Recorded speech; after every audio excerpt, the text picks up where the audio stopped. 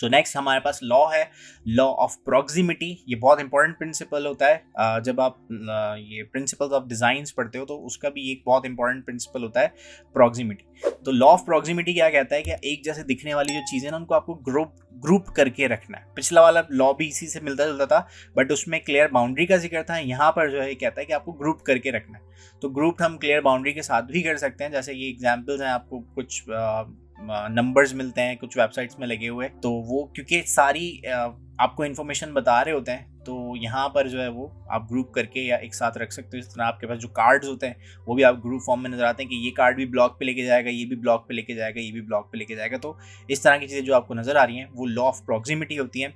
आप अपने डिज़ाइन में बहुत सारी जगह पर ये देखते हो ताकि जो है वो चीज़ों को एक साथ, मतलब यूज़र को ढूंढना नहीं पड़े कि एक ब्लॉग यहाँ है तो दूसरा ऊपर है, तीसरा बहुत नीचे जाकर है। तो ऐसे यूज़र के पास इतना टाइम नहीं है कि वो आपकी वेबसाइट को इतना ज़्यादा एक्सप्लोर करेगा। यूज़र के साथ ना आपको हमदर्दी दिखानी है कि वो बेचारा है, उसको हमने ज़्यादा टाइम नहीं लेना है उसका, तो ही आप जो है वो एक अच्छी यादगार वेबसाइट बना सकते हो कि यूज़र आपकी वेबसाइट पर दोबारा विजिट करना है।